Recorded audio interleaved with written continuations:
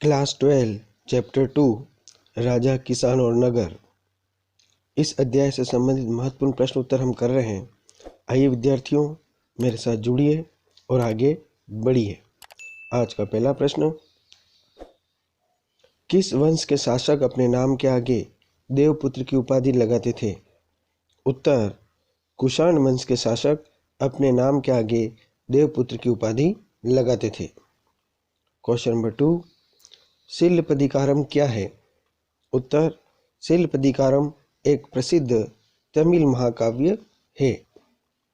Question number 3, प्रशस्ति और शिलालेख में अंतर स्पष्ट कीजिए। उत्तर, प्रशस्ति प्राय कवियों द्वारा अपने राजा या स्वामी की प्रशंसा में लिखी जाती थी।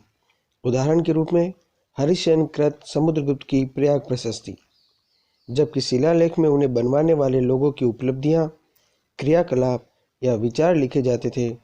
उदाहरण अशोक के शिलालेख। क्वेश्चन नंबर 4, प्रयाग प्रशस्ति पर टिप्पणी लिखिए। उत्तर, प्रयाग प्रशस्ति को इलाहाबाद स्तंभ अभिलेख के नाम से भी जाना जाता है, जिसके रचयिता हरिसेन थे। हरिसेन समुद्रगुप्त के युद्ध मंत्री व दरबारी थे। संस्कृत में लिखित प्रयाग प्रशस्ति में समुद्रगुप्त के जीवन एवं व्यक्तित्व पर प्रकाश डाला गया है। इस प्रशस्ति से हमें समुद्रगुप्त के जीवन, विजय, व्यक्तिगत गुणों, तत्कालीन राजनीतिक दशा आदि की जानकारी मिलती है। क्वेश्चन नंबर 5, दानात्मक अभिलेख क्या है? स्पष्ट कीजिए।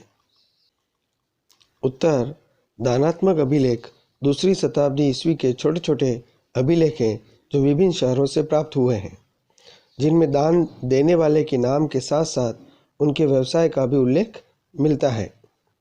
इनमें नगरों में रहने वाले धोबी, बुनकर, श्रमिक, बढ़ई, स्वर्णकार, कुम्हार, लोहार, धार्मिक गुरु, राजाओं आदि के बारे में जानकारी प्राप्त होती है।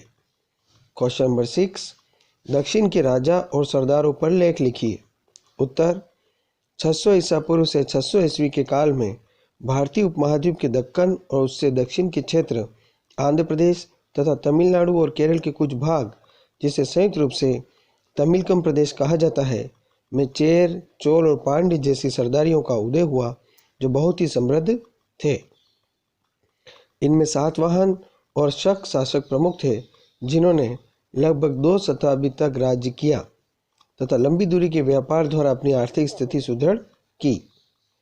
सातवाहन वंश के शासक वैष्णव मत के अनुयायी थे और अपने आप को ब्राह्मण कहते थे। सातवाहन वंश के सबसे शक्तिशाली राजाओं में सातकर्णी प्रथम था, जिसने पूरे दक्कन पर अपने प्रभुत्व की घोषणा की तथा अश्वमेध यज्ञ किया। रुद्रदामन शकों की शाखा का सबसे शक्तिशाली शासक था। क्वेश्चन 7, सुदर्शन झील पर टिप्पणी लिखिए। उत्तर, सुदर्शन झील एक कृत्रिम जलाशय था। हमें इस जलाशय के बारे में जानकारी लगभग दूसरी शताब्दी ईस्वी के संस्कृत भाषा में रुद्रदामन की जूनागढ़ अभिलेख से होती है। इस अभिलेख में कहा गया है कि जलद्वारों और तटबंधों वाली इस झील का निर्माण मौर्य काल में स्थानीय राज्यपाल द्वारा किया गया था। एक भीषण तूफान के कारण इसके तटबंध टूट गए और सारा पानी बह गया। तत्कालीन शासक रुद्रदामन ने इस झील की मरम्मत अपने खर्चे से करवाई थी और इसके लिए अपनी प्रजा से कर भी नहीं लिया। गुप्त वंश के एक शासक ने एक बार फिर इस झील की मरम्मत करवाई। क्वेश्चन नंबर 8, जातक कथाओं के अनुसार राजा और प्रजा के बीच संबंध तनावपूर्ण क्यों रहते थे? बताइए। उत्तर, जातक कथाओं से ज्ञात होता है कि राजा और प्रजा, विशेषकर ग्रामीण प्रजा के बीच संबंध तनावपूर्ण रहते थे। इसका प्रमुख कारण यह था कि शासक अपने राजकोष को बढ़ाने के लिए प्रजा से बड़े बड़े करों की मांग करते थे, जिससे किसानों में घोर असंतोष व्याप्त था। गंध तिंतु जातक कथा से ज्ञात होता है कि राजा के अत्याचारों से बचने के लिए किसान लोग अपने घर छोड़कर जंगल की ओर भाग जाते थे।